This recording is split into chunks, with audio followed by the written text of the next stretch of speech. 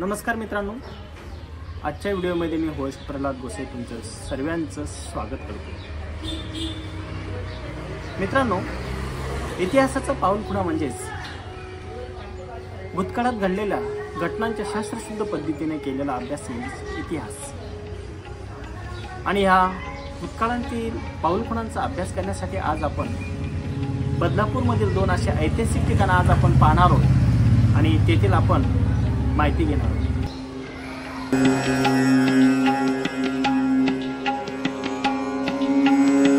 तर अशा प्रकारे मित्रांनो, आपण बदलापूर गावदेवी येथील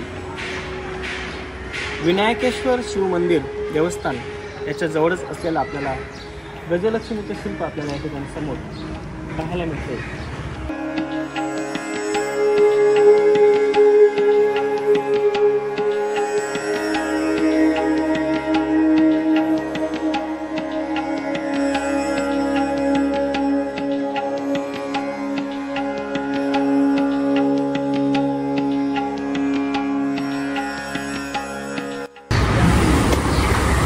अशा प्रकारे मित्रांनो, आपण या ठिकाणी गजलक्ष्मीचे शिल्प आपण पाहतोय।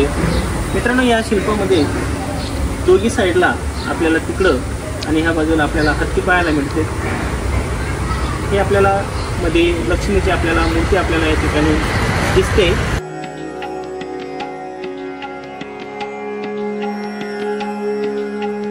मित्रांनो, लक्ष्मीचे काही रूप आहेत।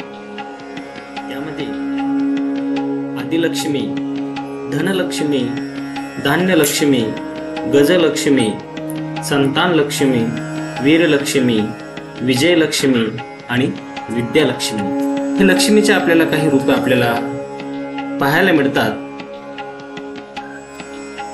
त्यामध्ये गजलक्ष्मी ही वैभवाचे प्रतीक असून ती आपल्याला कमळावर विराजमान झालेली आपल्याला दिसते। पद्मासन अवस्थेमध्ये बसलेली आणि आपल्या 4 हातांपैकी 2 हातामध्ये कमळ आणि इतर 2 हातामध्ये अभय आणि वरद मुद्रेत आपल्याला या ठिकाणी आपल्याला गजलक्ष्मी आपल्याला दिसते। मित्रांनो, गजलक्ष्मी ही वैभवाचे प्रतीक असून तिच्या दोघी बाजूला ऐश्वर्य व समृद्धीचे प्रतीक असलेले 2 गज म्हणजे हत्ती पाण्याच्या वर्षाव करताना आपल्याला या ठिकाणी पाहायला मिळतात।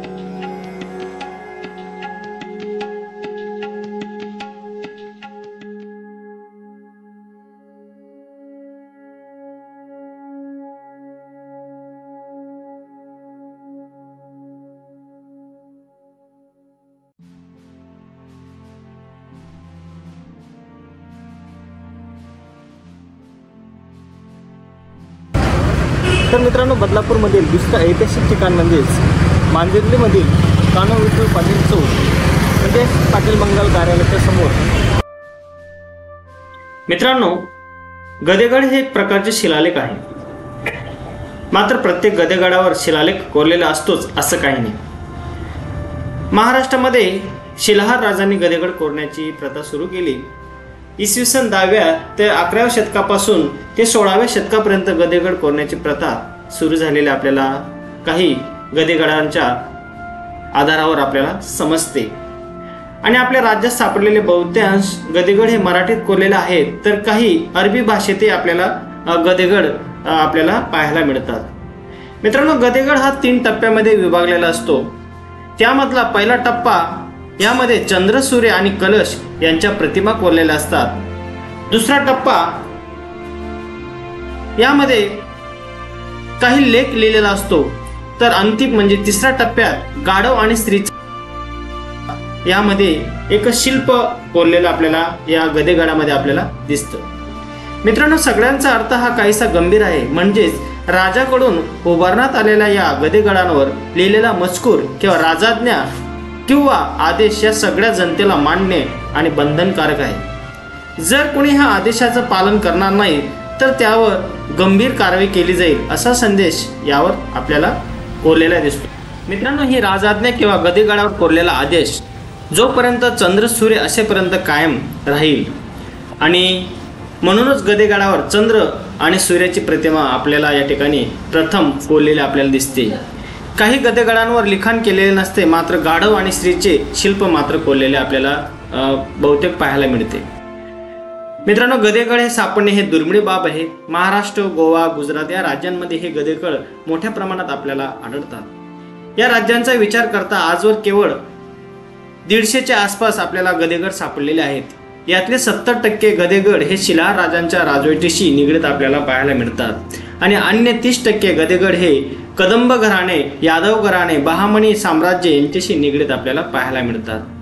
मित्रांनो, इतिहासावर प्रकाश टाकण्याचा काम गदेगडांमुळे शक्य झाले आहे. म्हणून एखाद्या गावात, उपनगरात, शहरात जर आपल्याला असे गदेगड सापडले तर निश्चितच आपल्याला इतिहासाचा उलगडा आपल्याला पाहायला मिळतो.